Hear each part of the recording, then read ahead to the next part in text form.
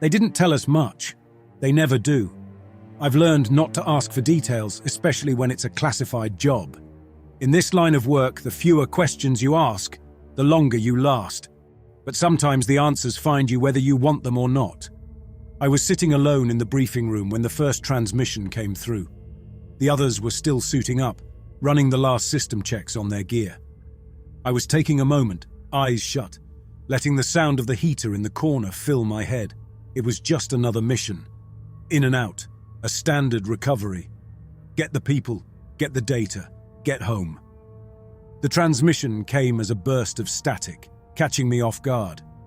I leaned forward, fingers tapping the receiver, and the voice on the other end stumbled through the crackling interference.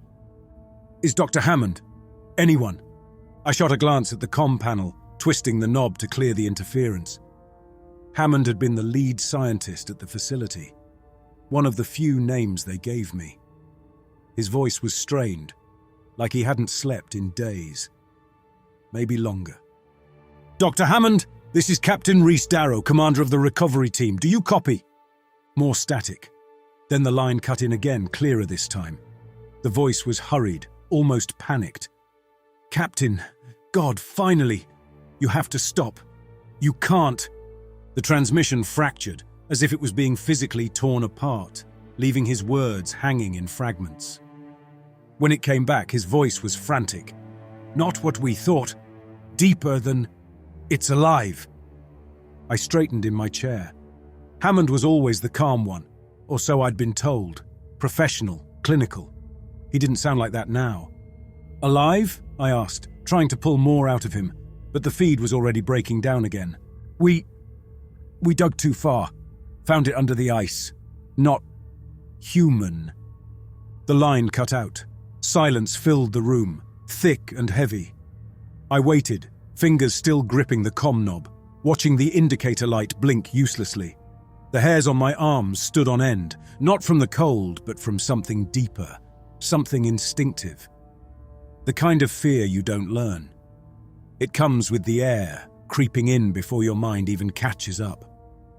The door opened behind me and Mendez, my second-in-command, stepped in, already fully geared up. "You good to go, Cap?" I nodded, though my hand still hovered near the comm panel. "Yeah, all good." Mendez glanced at me. He was sharp, always picking up on things that others might miss. "You hear something?" "Just Hammond," I said, standing and stretching my arms, shaking off the tension. "They're panicked. No surprise considering what they've been through." "Survivors?" Mendez asked, his tone flat. He had a way of keeping his emotions in check, something I appreciated when things got messy. "Maybe," I replied. "Transmission was rough. He mentioned something about something alive down there." Mendez didn't blink. "Alive?" I nodded again, eyes narrowing at the thought. "Yeah." He didn't sound right. Could have been the stress. "Hallucinations," Mendez offered. "Maybe." I didn't believe that, though. Hammond's voice had carried something else, something real. Not panic, not fear, but a kind of disbelief. Like he'd seen something his mind was still trying to process. I shoved the thought away and moved to the rack where the rest of my gear waited. Suit, helmet, rifle. Standard kit for situations where you don't know what you're walking into. I strapped it all on, feeling the weight settle across my shoulders. The room was quiet again, except for the steady clink of Mendez checking his equipment. The other 3 team members were waiting outside, ready to go. They didn't know about Hammond's last message. I wasn't going to tell them either, not until I knew for sure what we were dealing with. There was no point in spreading doubt before we even touched down. Before I left, I glanced at the comm panel one last time, hoping for another signal, a follow-up, something. But the light stayed dead. The only sound was the heater in the corner, still humming. "Cap!" Mendez called from the door, his tone sharper now. "We need to move!" I turned away from the panel, shutting off the comm system with a flick of my wrist. Whatever Hammond had seen, whatever was down there, we'd find it soon enough. We boarded the transport, the frozen air biting at our faces as the engines ignited. The white stretch of Antarctica spread out before us, endless and barren, a wasteland of ice and wind. It always amazed me how easy it was to hide something out here. Miles of nothing could swallow a whole facility, whole teams, and no one would know for years. That's why they picked this place. Out of sight, out of mind. As the transport lifted off, I looked out the window at the horizon. We were heading for a hole in the ice, straight into the heart of the Earth, where the missing scientists and their secrets waited. Hammond's words played back in my head, repeating like a broken record. Not human. Alive. Whatever they found, whatever they dug up from beneath all that ice, it was waiting for us. And we were heading straight for it. We touched down at 4 a.m. The wind ripped across the ice, tearing at our suits as we disembarked. The transport engines cut out, leaving only the sound of boots crunching across the frozen ground. Visibility was low. Antarctic nights tend to last forever this time of year. But the facility's entrance emerged ahead like a mouth into the abyss, cold and dark. The place was dead silent. No welcoming committee, no signs of life. "Still no contact?" Mendez asked, his breath clouding the visor of his helmet. I shook my head. Nothing since that last transmission from Hammond. The wind howled, cutting through our layers.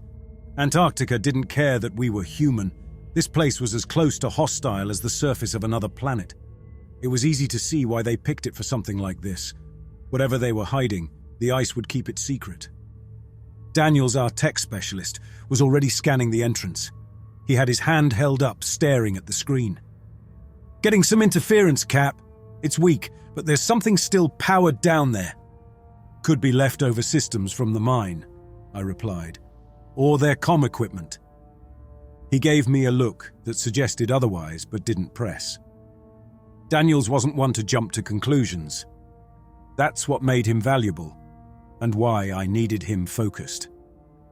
I turned toward the entrance, a massive metal hatch embedded in the ice. It was partially open, enough for us to squeeze through.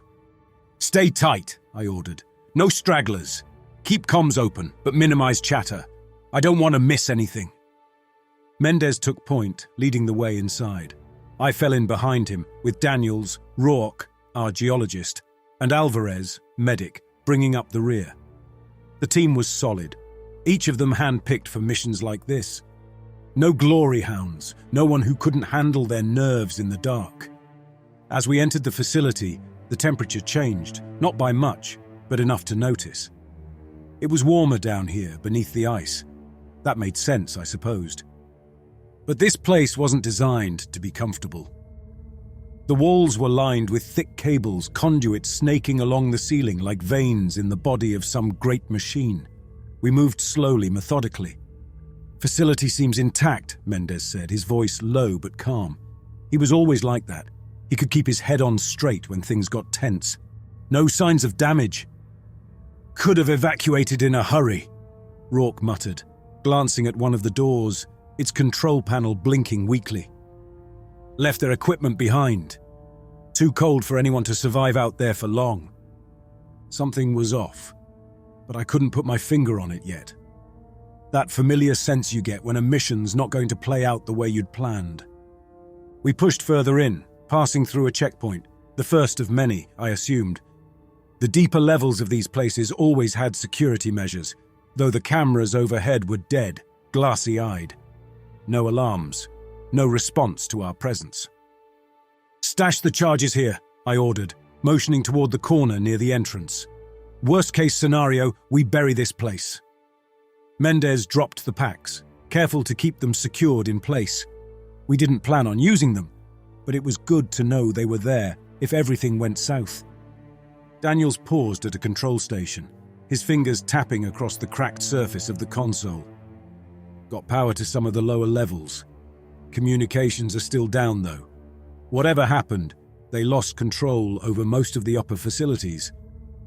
"Any idea where the scientists are?" I asked, scanning the hallway ahead. "Not exactly," Daniels said, frowning at the readouts. "But looks like a few of the sub-levels are still pressurized. If anyone's alive, they're probably down there." "Then that's where we're headed." We moved in silence after that, descending a series of ramps and stairwells that led deeper into the facility. Every floor we passed was the same, abandoned, dark, and empty. No sign of struggle, no bodies.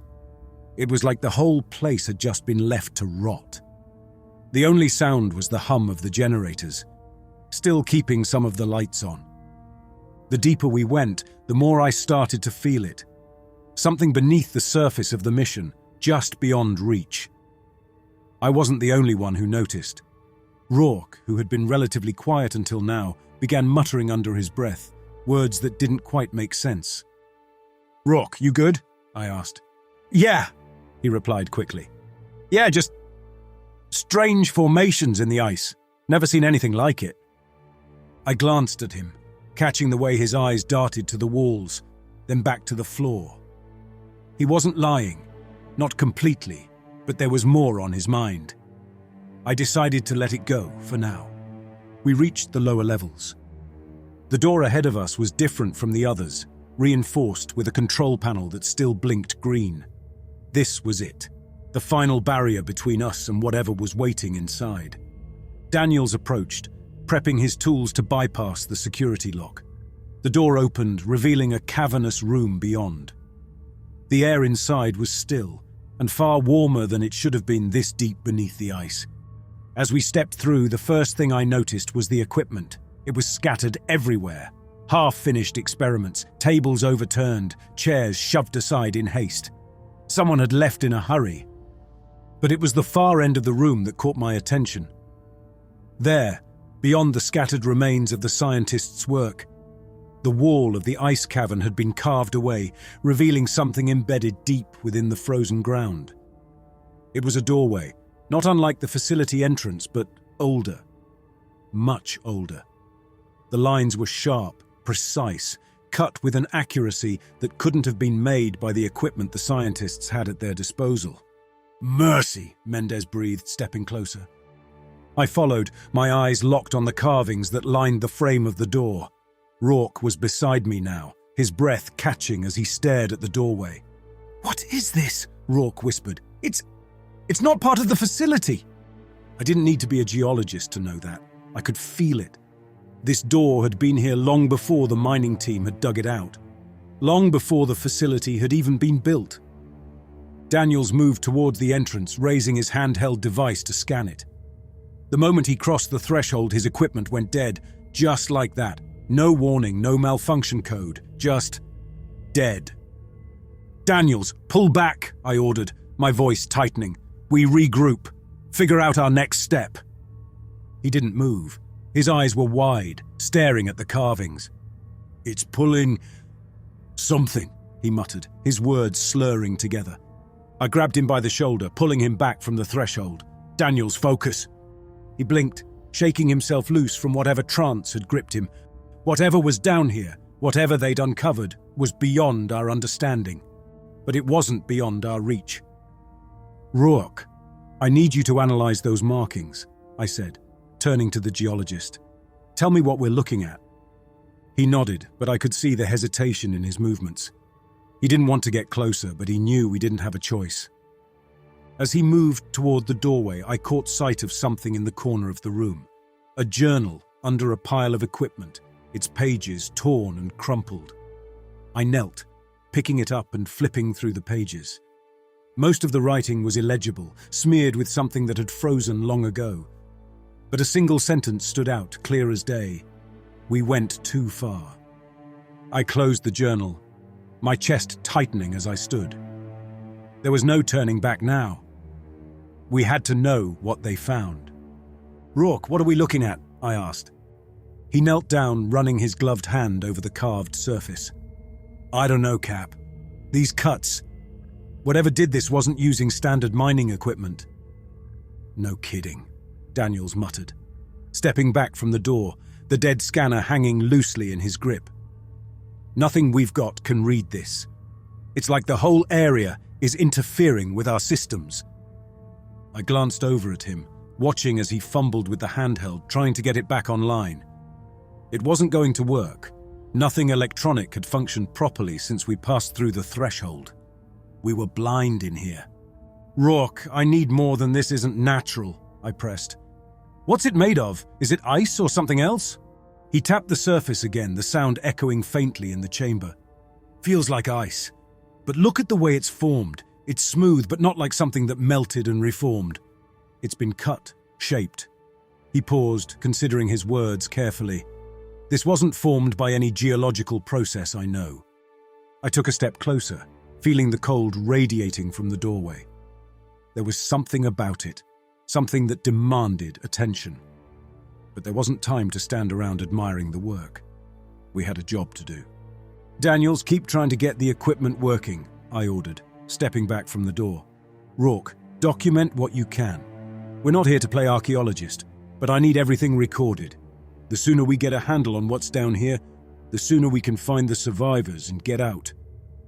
He nodded, pulling a camera from his pack and beginning to take snapshots of the carvings.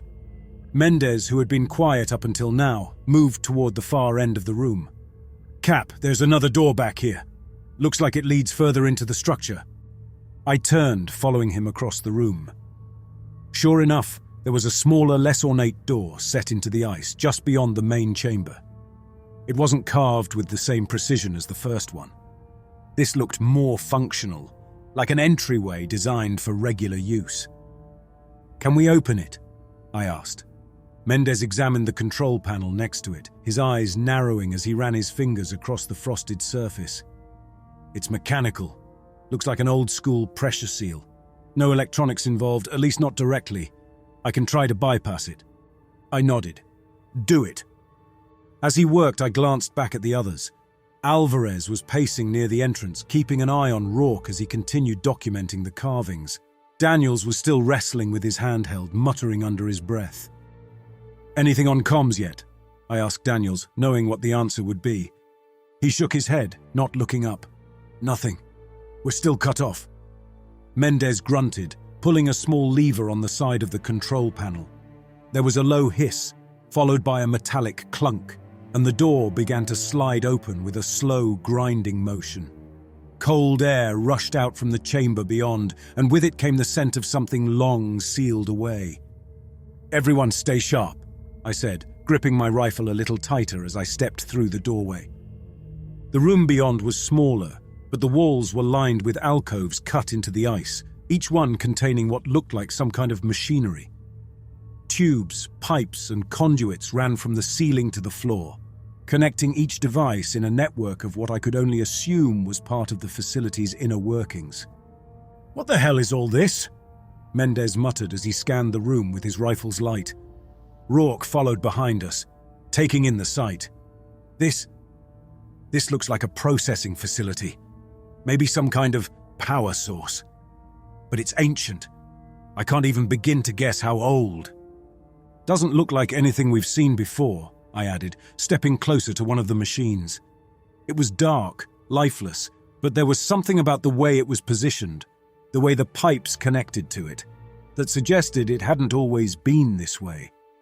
Daniels finally looked up from his handheld, eyes narrowing as he stared at the machinery. No power readings. These things are dead. But if this is connected to the rest of the facility, there might be a way to reactivate it. Should we? Rourke asked. I thought about it for a moment. Reactivating ancient machinery buried under miles of ice wasn't exactly in the mission parameters. But this place wasn't just a mining facility anymore. There was something bigger at play, something the scientists had been looking for. And now, we were the ones standing in front of it. Can we do it safely? I asked Daniels. If we can find the main control station, maybe. But it's risky. No way of knowing what happens if we flip the wrong switch. I glanced around the room, weighing my options. We were blind, cut off from the surface with no way of knowing what had happened to the scientists. The only way forward was through this structure, and that meant finding out what it was. All right, I said finally. We need to understand what's powering this place. Daniels, see if you can figure out how to bring it online. Carefully. He nodded, moving toward one of the alcoves, pulling out a toolkit from his pack. Rourke hovered nearby, clearly uncomfortable but unwilling to leave the room. I kept my eyes on the door we'd just come through. There was something about this place, something beyond the carvings and the machinery. It was too quiet, too still, as if the entire structure was waiting for something. Mendez stood beside me, scanning the room with his rifle, the light bouncing off the ice. Cap, I don't like this. Whatever they were doing down here, it wasn't just mining. They were looking for something.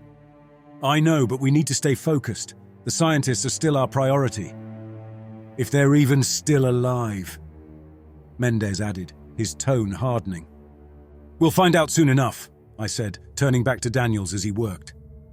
Minutes passed, the only sound being the occasional click and hiss of Daniels' tools. Finally, he stepped back, wiping the frost from his visor. I've got it hooked up, he said. There's a power conduit running through this section, but it's not active. I can try to reroute it, see if we can get these machines online. Do it, I ordered. He reached into the alcove, adjusting something on the control panel. There was a faint noise, followed by a series of clicks as the machinery began to stir. Something's happening, Daniel said, stepping back.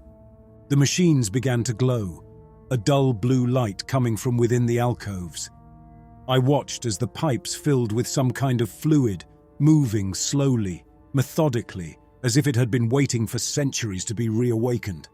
I've seen enough, I said, motioning for the team to fall back. We're not playing with this anymore.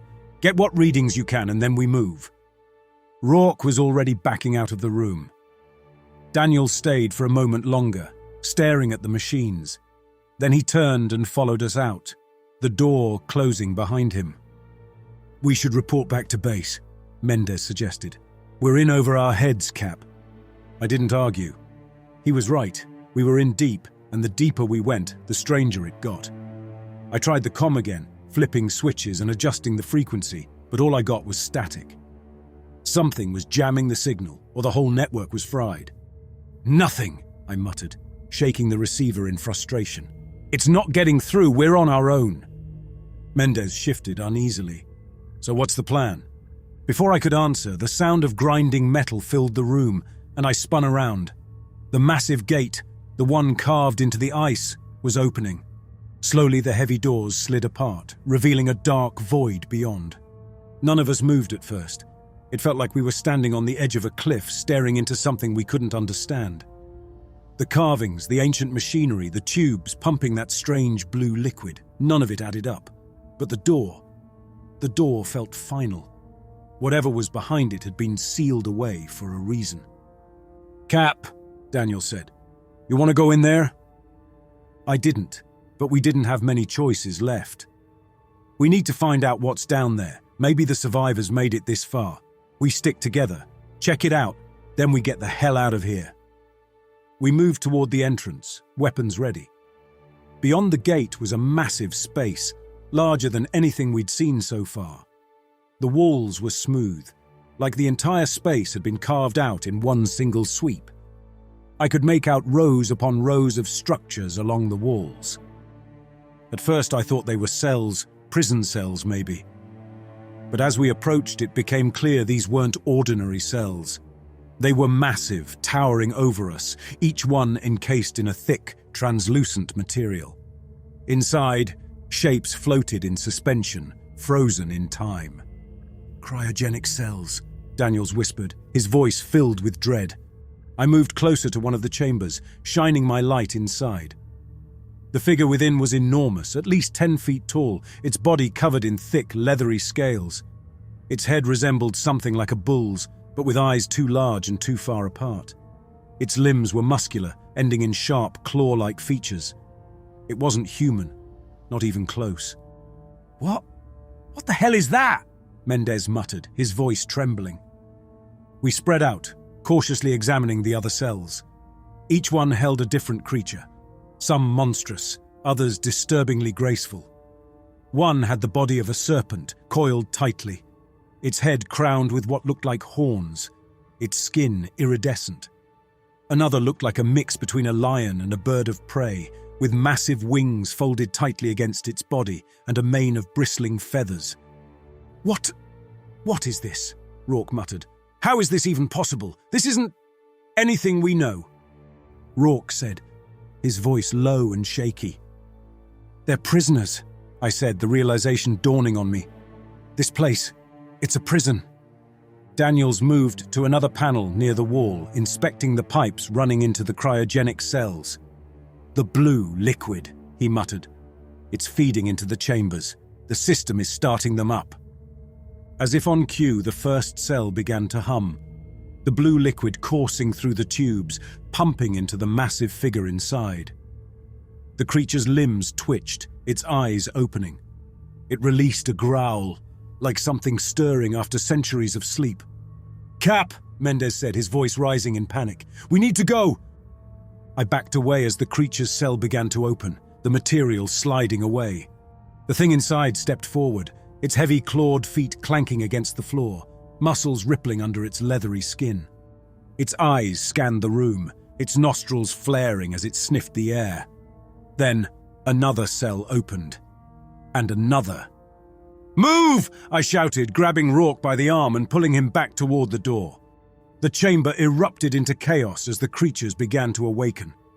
Some of them were slow, sluggish from their long imprisonment, but others moved with terrifying speed. One of the serpent-like beings unfurled from its coil, hissing violently as it slithered out of its cell, its long body glistening. We scrambled toward the exit, but the creatures were already turning on each other. The bull-like creature charged at one of the others, a massive four-legged beast with spiked fur and a mouth full of sharp teeth. They collided, tearing into each other with wild abandon. Daniels was the first to go. One of the serpent-like creatures lashed out, its body coiling around him, crushing his torso in an instant. He screamed, but it was cut short as the creature snapped his neck and tossed him aside like a doll. "Daniels!" Mendez shouted, firing his rifle at the serpent. "We can't stop them! We need to blow this place!" Another creature, one with the face of something almost canine, its body covered in thick plated armor, barreled into Rourke, knocking him off his feet. Alvarez rushed forward, reaching for Rourke as he struggled on the ground, blood already pooling beneath him. But the creature was faster, its claws swiped across her back, tearing through her suit and flesh. She let out a scream as she collapsed beside Rourke, both of them motionless as the alien descended on them. I fired my rifle, emptying the clip into the creature's side, but it didn't matter. They were already gone. "Get to the door!" I shouted, grabbing Mendez and pulling him away from the carnage. We ran, the sounds of snarling and flesh tearing ringing behind us as the creatures turned on each other. It was a bloodbath, ancient predators ripping each other apart, their centuries-old rage unleashed in the blink of an eye. We reached the main corridor. Mendez was panting, his face pale beneath his helmet. "We have to seal it! Bury this place!" I nodded, already moving toward the packs we had left near the entrance. "We've got enough charges to collapse the facility, but we need to get clear before we set them off." Mendez helped me rig the charges. My hands shook as I set the timer, overwhelmed by the chaos in my head. Daniels, Rourke, and Alvarez were dead. The scientists were long gone. This place, this prison, had been sealed for a reason, and now we knew why. As we finished planting the explosives, I activated the timer. We had 10 minutes to get to the surface. "Let's move," I said, and we ran. The creatures were still tearing into each other below, but it wouldn't be long before they turned their attention toward us. The facility groaned around us, the ancient walls shaking as the dormant systems reawakened. We bolted through the corridors, retracing our steps up the same ramps and stairwells that had taken us deeper into the facility. Mendez was right behind me, his breath harsh but steady as we pushed toward the surface. We hit the final stairwell and broke out onto the surface, the biting wind of the Antarctic night slamming into us as we cleared the facility's entrance. The extraction point was just up ahead, a shadow through the driving snow. I could barely see 10 feet in front of me, but we didn't stop. There was no time. I pulled the detonator free from my belt as we neared the extraction point. Mendez gave me a nod, his eyes wide behind his frost-covered visor. "Ready!" I shouted over the wind. He didn't respond, he just kept running. We were far enough now. I turned. looking back at the gaping black entrance to the underground facility. I hesitated for a split second, thinking about Rourke, Daniels, and everything we'd seen down there. Then I hit the button. The explosion was instantaneous, a deep, muffled boom that echoed beneath the ice. The ground heaved, and I stumbled, barely keeping my footing as the snow beneath us shifted. A massive plume of ice and wreckage erupted from the facility's entrance, spiraling upward into the stormy sky. The entire structure collapsed in on itself, buried beneath tons of ice and snow. I dropped to my knees, my chest heaving. The sound of the collapse faded into the howling wind, and the ground eventually stilled beneath us. Mendez stood beside me, breathing hard, his hands on his knees. "It's done," he said, his voice thick with exhaustion. I looked back toward the now buried facility, knowing that whatever ancient terror we had unleashed was once again sealed beneath the ice. But that didn't bring me any comfort. We'd buried it, just like they had before us. But it was only a matter of time before someone else came looking, before someone else dug too deep. We turned and headed toward the extraction point, leaving the past buried behind us. It was over. That's what I kept telling myself as we sat in the back of the transport, the engines rumbling beneath us as we left the wasteland behind. The Antarctic sky above was a dull grey, the same color as the frozen expanse below, stretching endlessly in every direction. It felt like a dream, a nightmare really, one that clung to you long after you woke up. Mendez sat across from me, slumped against the wall of the cabin. Neither of us had spoken since we left the extraction point. There wasn't much to say. We had buried the facility, sealed it under tons of ice, but that didn't change the fact that we had seen things that weren't meant to be seen. 2 days after we were extracted, I got the news. I was back at the outpost, sitting in a room surrounded by reports and briefings, trying to make sense of it all. That's when the recovery team sent in their findings. They found the bodies. The scientists, the ones we'd been sent to rescue, they'd made it out. At least, they'd escaped the facility. Somehow they'd managed to flee into the storm, but they hadn't gotten far. Their bodies were discovered a few kilometers away, frozen solid, huddled together in a desperate attempt to survive the brutal cold. The recovery team mentioned strange footprints, the kind that didn't belong to anything human. They were all over the place, crisscrossing the snow near the scientists' bodies, large, deep impressions that looked like they'd been made by something with claws or hooves. Whatever those things were, they had escaped before we even arrived. Some of those creatures had already been loose. They'd gotten out before we even set foot inside the facility, and they had chased the scientists across the frozen wasteland, hunting them down like animals. The scientists never had a chance. I closed the file, leaning back in my chair, staring at the ceiling. All I could think about were those footprints, the ones that led away from the bodies, vanishing into the endless white of the Antarctic plains. Whatever had escaped that prison, whatever was out there, it hadn't stopped. It was still moving, still hunting, and it wasn't just one of them. They'd be out there, wandering through the frozen wilderness, waiting, maybe even multiplying. And eventually, someone would find them. Someone always does.